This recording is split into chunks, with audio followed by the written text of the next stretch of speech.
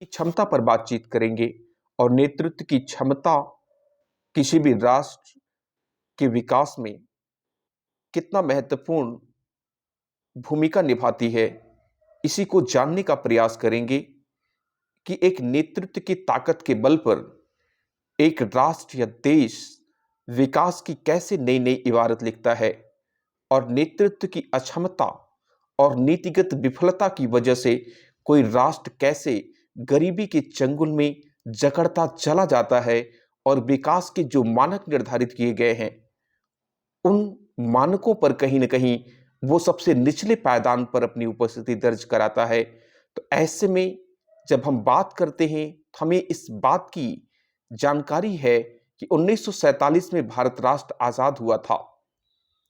जब 1947 में भारत राष्ट्र आजाद हुआ अंग्रेजी औपनिवेशिक शक्तियों से, ठीक उसी समय दुनिया के नक्शे पर बहुत सारे ऐसे राष्ट्र थे जो औपनिवेशिक शक्तियों से आजाद हो रहे थे।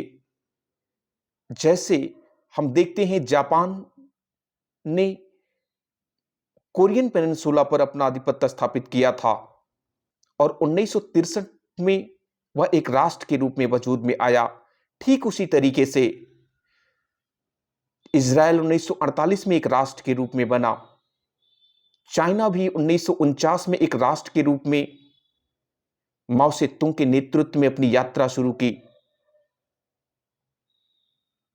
और दक्षिणी पूर्वी एशिया के बहुत सारे ऐसे राष्ट्र हैं जो औपनिवेशिक शक्तियों के गुलाम रहे कहीं ना कहीं, और वो भी अपनी यात्रा 50 के दशक से ही शुरू करते हैं।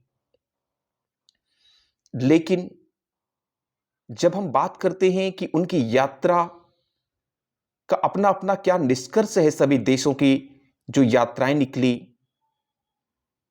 कौन सा राष्ट्र विकास के एक नवीन आयाम लिखने में, प्रगति के एक नवीन आयाम लिखने में, अपने नागरिकों के जीवन स्तर को उठाने में अपनी भूमिका का किस प्रकार से निर्वाह किया, तो हमें यह बात ज्ञात होती है कि जिन राष्ट्रों ने इन सभी क्षेत्रों में सफलताएं पाई हैं, कहीं ना कहीं उनके मूल में वहां का नेतृत्व क्षमता रही है, वहां की कुशलतम लीडरशिप रही है, जिसकी वजह से उन्होंने विकास के एक नवीन आयाम को लिखा। सिंगापुर 1963 में एक राष्ट्र के रूप में अस्तित्व में आया। भारत के 5-6 जिले मिला दिए जाएं तो सिंगापुर की जो भू क्षेत्रफलीय विस्तार है ठीक उसी के बराबर है। एक द्वीपीय राष्ट्र है, लेकिन वहां की जो करिश्माई लीडरशिप पैदा हुई क्वान यू के नेतृत्व में, उन्होंने वहां के तमाम सेक्टर में वहां पर मौजूद संसाधनों का कुशलतम उपयोग करके सिंगापुर के प्रति व्यक्ति आय को भी बढ़ाया, सिंगापुर के इंफ्रास्ट्रक्चर को भी बढ़ाया। आज सिंगापुर संपूर्ण विश्व के नागरिकों के लिए एक पिकनिक स्पॉट के रूप में तब्दील हो चुका है।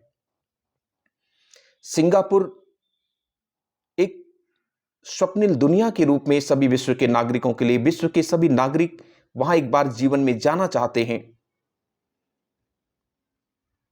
तो वहां के नागरिकों ने अपने नेतृत्व क्षमता या ताकत को पहचाना और क्वान यू को लगातार 25 सालों तक उन्होंने सत्ता में बनाए रखा। ठीक उसी तरीके से जब हम बात करते हैं, चाइना ने भी कहीं ना कहीं अपने अस्थायित्वपूर्ण नेतृत्व की वजह से, कुशल नेतृत्व की वजह से, निसंदेह वहां के मानवाधिकार की स्थिति ठीक नहीं है, जैसे कि वैश्विक स्तर पर काम करने वाली तमाम संस्थाओं की रिपोर्ट आती रहती है। लेकिन जब हम विकास की बात करते हैं, आर्थिक विकास की बात करते हैं, तो चाइना भी कहीं ना कहीं आर्थिक विकास के पैमाने पर एक बड़ा प्लेयर साबित होता है। वहीं पर कोरियन पेनिनसुला की बात करते हैं, 1958 में 4 वर्षों के गृह युद्ध के उपरांत एक राष्ट्र के रूप में अस्तित्व में आया साउथ कोरिया। जब हम उसके विकास के पैमाने पर देखते हैं तो कहीं ना कहीं विकास का इंजन साबित होता है विश्व के नक्शे पर। विश्व का कोई भी ऐसा राष्ट्र नहीं है जहां साउथ कोरिया के उत्पाद न बिकते हों। वहीं पर उसका पड़ोसी मुल्क है जो कोरियन पेनिनसुला में गृह युद्ध के परिणाम स्वरूप जो राष्ट्र बने थे, south Korea and north Korea. तो नॉर्थ कोरिया में नेतृत्व की अक्षमता थी, नेतृत्व की अकुशलता, तानाशाही पूर्ण व्यक्तित्व, संसाधनों के कुशलतम प्रबंधन के अभाव में आज नॉर्थ कोरिया के लोग गरीबी और गुर्बत में अपना जीवन जी रहे हैं। वहीं पर साउथ कोरिया के लोग एक लोकतांत्रिक परिवेश में अपने संसाधनों का कुशलतम प्रबंधन करके पर कैपिटा इनकम और नागरिक जीवन में व्यापक परिवर्तन करने में कहीं न कहीं सफल रहे हैं। और लोगों की आर्थिक स्थिति में परिवर्तन करना, उनकी सामाजिक स्थिति में परिवर्तन करना, उनकी राजनीतिक स्थिति में परिवर्तन करना किसी भी लोक कल्याणकारी सरकार का अपना स्वप्न होता है। 1948 के आसपास ही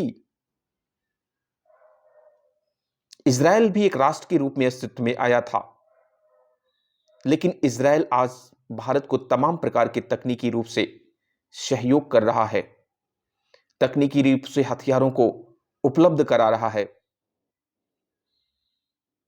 कहीं न कहीं उन्होंने अपनी मौलिकता को पहचान करके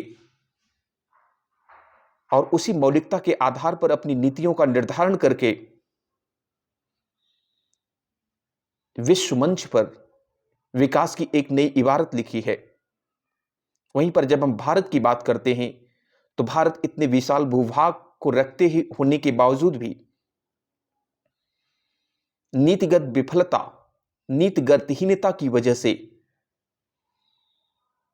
आज गरीबी और गुर्बत की स्थिति को झेल रहा है। कहीं न कहीं इतने बड़े राष्ट्र होने के बावजूद भी हम जनसंख्या की दृष्टि से देख लिया जाए या भूक्षेत्रफलीय दृष्टिकोण से देख लिया जाए, हम कहीं न कहीं जो हमारी प्रगति रही है वो संतोषजनक नहीं रही है। अगर हम इस प्रगति को संतोषजनक मान लेते हैं तो कहीं न कहीं हम उन करोड़ों नागरिकों के साथ अन्याय कर रहे होते हैं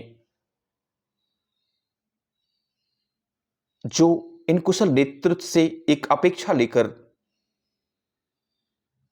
इन्हें अपना जनमत देकर दिल्ली की संसद में नीति निर्धारण करने की ताकत देते हैं।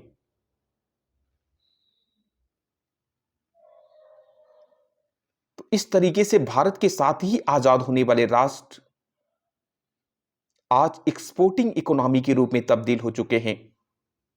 वहीं पर आज भी भारत इंपोर्ट इकोनॉमी पर निर्भर है। भारत में आज भी बहुत सारी एमएनसीज ऐसी काम करती हैं जो विदेशी हैं। उन राष्ट्रों में जो विदेशी एमएनसीज के प्रमुख राष्ट्र हैं उनमें चाइना की कंपनियां हैं, साउथ कोरिया की कंपनियां हैं, इजराइल की कंपनियां हैं, अमेरिका की कंपनियां हैं, ब्रिटेन की कंपनियां हैं, इटली की कंपनियां हैं, जर्मनी की कंपनियां हैं। आज भी हम मेड इन जापान से ऊपर नहीं उठ पाए हैं। तो इसके पीछे कहीं ना कहीं जो हमारे नीति नेतांता थे, नेतृत्वकर्ता थे, उनका विजनरी पावर कमजोर था। उनका विजन अस्पष्ट नहीं था राष्ट्र के विकास का खाका खींचने के लिए, या उनका विजन आयातित था, या उनकी जो कार्यशैली थी कहीं ना कहीं तो कोई ना कोई कमी थी जिसकी वजह से भारत दुनिया की अपने साथ ही आजाद होने वाले राष्ट्रों से आज विकास की यात्रा में कोसों पीछे है।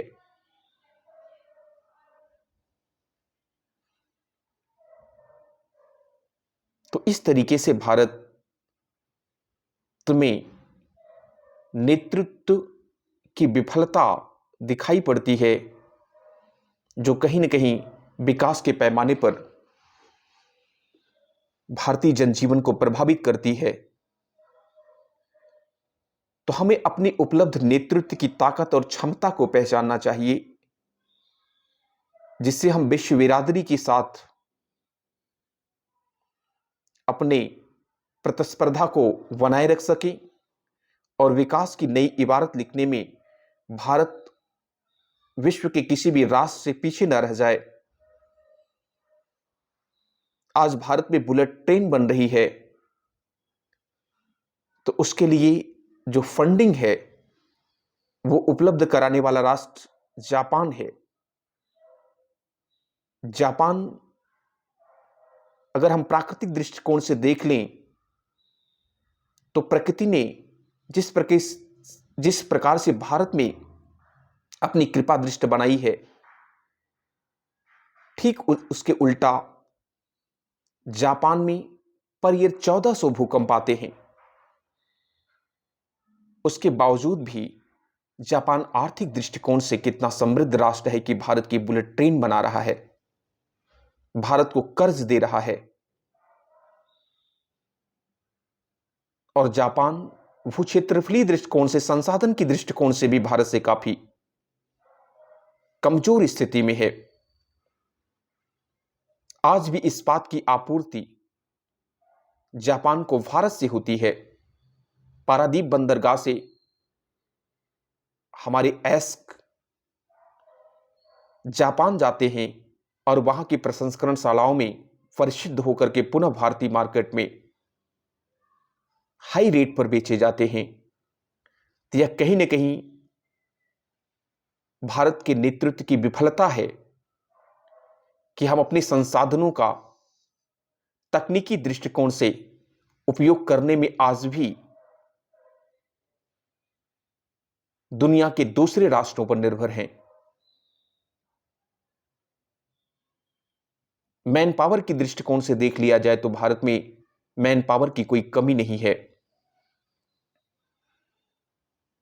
हम उसमें एक अच्छे पैमाने पर हमारे पास मैन पावर मौजूद है। उसके बावजूद भी हम कहीं न कहीं आर्थिक दृष्टिकोण से विकास के उस पायदान पर नहीं पहुंच पाए हैं जो हमारे लिए अपेक्षित था।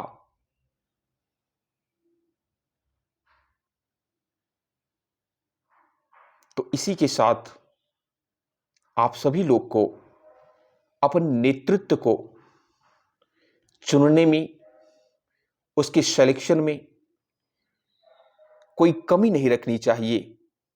अपने मताधिकार का प्रयोग करना चाहिए, क्योंकि नेतृत्व के बल पर ही आपकी रोटी, सब कुछ निर्धारित नेतृत्व ही करता है। आप नेतृत्व की कार्यशैली क्षमता से बच नहीं सकते हैं, उससे निष्प्रभावी नहीं रह सकते हैं। इस कारण से हमें नेतृत्व के सिलेक्शन या चुनाव में कोई कमी नहीं रखनी चाहिए और अपनी सहभागिता को अवश्य दर्ज कराना चाहिए, जिससे कि उत्तर प्रदेश ही नहीं, देश के अन्य राज्य और देश को भी एक अच्छी सरकार आ सके और देश के विकास में अपना मार्गदर्शन कर सके, अपना अमूल्य योगदान दे सके। इसी के साथ जय हिंद, जय भारत।